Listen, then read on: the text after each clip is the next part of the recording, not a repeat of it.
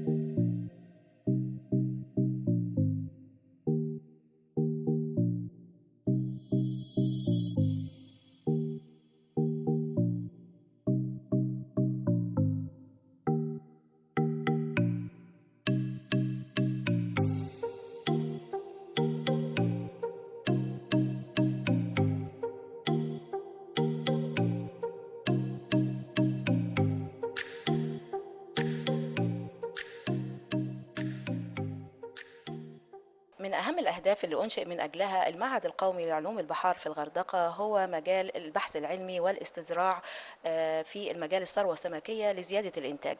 معنا في هذا اللقاء الدكتور ثروت عطلة الباحث في المعهد وأيضا عائد من البعثة من ألمانيا في مجال الاستزراع السمكي. برحب بحضرتك يا دكتور وأهلا بك مرة تانية في مصر. اهلا وسهلا بحضرتك يا فندم، شرفنا، فرصه سعيده جدا. دايما بنقول ان الاستزراع السمكي هو الامل لمصر في مجال الثروه السمكيه وان احنا نزود الانتاجنا. ويمكن زي ما عرفت من حضرتك ان مصر ليها مركز متقدم جدا في مجال الثروه السمكيه والاستزراع السمكي، هي تعد الاولى افريقيا ومن ضمن العشره الاوائل عالميا في هذا المجال. نعرف في البدايه، لو نبسط في البدايه للجمهور، ما هو مجال الاستزراع السمكي وكيف كانت نقطه البدايه لمصر في هذا المجال؟ والله زي ما حضرتك تفضلت، يعني هو بشكل مبسط الاستزراع السمكي هو تربيه الكائنات المائيه او الاحياء البحريه سواء اسماك او نباتات في ظروف بيئيه متحكم فيها بغرض محاكاه الظروف الطبيعيه اللي الاسماك بتعيش فيها او الكائنات دي بتعيش فيها، بهدف توفير كافه مصادر الحياه لها، ان هي توصل لي لاعلى اداء نمو خاص بيها، بحيث ان انا ازود الانتاجيه واحصل على منتج عالي القيمه ومصدر عالي القيمه من البروتين الحيواني يعني. فهو الاستزراع السمكي او الاستزراع المائي اكوا كلتشر زي ما بيسموه، يعني اكوا جزء اللي هو خاص يعني معناه كمصطلح لاتيني معناه الماء، والكلتشر الاستزراع ان انا بحاول اوفر او اعمل محاكاه للظروف الطبيعيه في ظروف الانتاج بتاعتي في الفاسيلتي اللي موجوده عندي، بحيث ان انا ازود الانتاجيه من اقل ريسورسز موجوده عندي. طبعا مصر بتحتل مكانه متقدمه في الاستزراع السمكي في المجال، يمكن احنا دايما موجودين في العشر الاوائل في التوب 10 اللي هو يعني اكبر 10 منتجين للاسماك على مستوى العالم. يمكن هو الانتاج بيتذبذب بس من سنه لسنه، سنه نكون السادس او السابع او الثامن، ولكن اجمالا مصر تحتل مكانه متقدمه في الاستزراع السمكي. افريقيا طبعا احنا ما فيش حد بينافسنا في افريقيا، لان يمكن اكتر من 80 او 90% من انتاج القاره كله بينتج في مصر. يمكن وفقا لبعض الاحصائيات احنا انتاجنا يعني احصائيه تقول ان هو 1.5 مليون، احصائيه 1.6 مليون، اجمالا 2 مليون طن، ده اللي الرقم المتداول. طبعا ده رقم كبير جدا مقارنه بباقي الدول الافريقيه والدول في المنطقه. في إنتاج البلطي يمكن احنا أعتقد حاليا المركز الثالث على مستوى العالم لإنتاج البلطي. كنا للأسف كنا المركز الثاني بعد الصين، لكن تراجعنا شوية، دلوقتي المركز الثالث. البوري احنا متقدمين جدا فيه. إجمالا يعني مصر كاستزراع سمكي يعني تحتل مكانة متقدمة وسط الدول المنتجة. الزراعة السمكي في مصر بادئ من زمان جدا، يمكن مش عايز اقول من ايام الفراعنه، لكن هو بالفعل من ايام الفراعنه. بالظبط، يعني هو من اكتر من 3000 سنه يمكن. وجد لوحات كتير بتوثق الكلام ده. وكمان مش الاستزراع السمكي التقليدي اللي متعارف عليه، بل اللي هو النظم الحديثه بقى اللي الناس بتتكلم عنها دلوقتي، اللي هو الاكوابونيك والزراعه اللي هي انتاج اسماك مع نباتات والكلام ده. فدي فعلا في لوحات بتوثق الكلام ده. ان كان المصريين القدماء يعني بيبقى حوض كبير للاسماك دايما في احواض في بيوت النبلاء والامراء. حوض كبير، يعني اللوحه بالظبط بتصور حوض كبير فيه اسماك وفي طيور مائيه كمان، بط او وز. وعلى ضفاف الحوض ده في النباتات واشجار الفواكه والنباتات اللي بتطلع. بحيرات صناعيه يعني. بحيرات صناعية. هو حضرتك النمط ده من الاستزراع حديثا يطلق عليه الأكوابونيك أو الزراعة النباتية والسمكية مع بعض. ويمكن ده اللي بنسمع عنه وبنشوفه كتير مؤخرا. للناس للأسف برضه في ناس بتسيء استغلال الكلام ده، واللي هو يعني بيخضعوا بيها اللي هم راغبي الربح السريع والكلام ده، اللي هو لك تعالى من اصغر مساحه هتنتج اسماك وهتنتج نباتات والكلام ده. لكن هو الهدف ان فعلا الاستزراع السمكي في مصر من زمان طبعا. يعني هو بدأ بشكله التقليدي المتعارف عليه من الثمانينات، يعني على استحياء. في التسعينات توسع بشكل كبير، وصولا اللي احنا فيها دلوقتي طبعا. والاهتمام الكبير اللي حاصل والتوسع الكبير اللي حاصل في مشروعات الاستزراع السمكي. طبعا هو يعني هو كل انتاج النشاط بيتركز في وجه بحري او وسط الدلتا. يمكن احنا عندنا كفر الشيخ تعتبر عاصمة الاستزراع السمكي في مصر. فيها يعني نسبة كبيرة جدا من المفرخات والمزارع الموجودة في مصر. ومعظم إنتاج مصر من الأسماك الخاصة بالاستزراع السمكي بين كفر الشيخ ومنطقة المثلث في دمياط وبورسعيد اللي هي خاصة يبقى يا بالاستزراع. دكتور ليه منطقة معينة تبقى هي يعني مؤهلة ان هي تكون مكان للاستزراع السمكي، ومنطقة تانية مثلا ما تصلحش، رغم ان الاثنين ممكن يكونوا بيطلوا مثلا على بحار او بحيرات؟ هو سؤال وجيه فعلا، لكن هي الفكرة الممارسات بتاعة السكان و طبيعة ممارستهم للنشاط. يعني هو في كفر الشيخ حكم قربهم من البحر المتوسط من البحيرة، بحيرة البرولس. نشاطهم قائم على الاستزراع السمكي وتربية الأسماك والصيد بشكل عام. لكن هم بالنسبة لهم، لأن البحيرة تعتبر وسط وسط يعني تعتبر كوسط مائي مشجع لتربية الأسماك وتفريخ الأسماك والاستزراع، فده يعني بيجذب ناس كتير إنها تشتغل في المجال.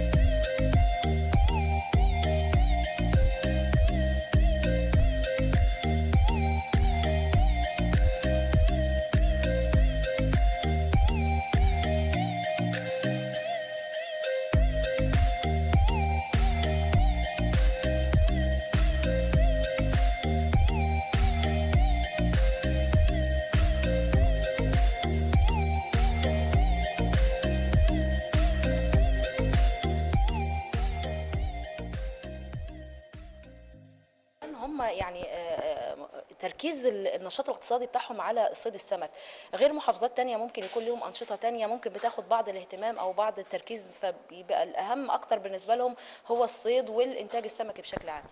تمام. هو يعني كلام حضرتك مظبوط. احنا لو يعني انا فاهم من سؤال حضرتك ان بتقارني ما بين البحر الاحمر وبقيه المحافظات. يعني هو البحر الاحمر احنا عندنا هنا كان من زمان يعني في عوائق كتير واقفه قدام موضوع الاستزراع السمكي ده. منها عوامل بيئيه طبيعيه ملناش دخل فيها، وفي عوامل طبعا تانية يعني هنوضحها. يمكن احنا للاسف او مش للاسف الجانب كبير من البحر الاحمر عندنا، الساحل الغربي للبحر الاحمر كله عندنا بيمتلئ بالشعاب المرجانيه. مفيش اماكن سهله او اماكن سهل ان انا اعمل فيها او ان انا اعمل فيها مزارع سمكيه او احواض زي اللي موجوده مثلا في دمياط او اللي موجوده في المناطق دي.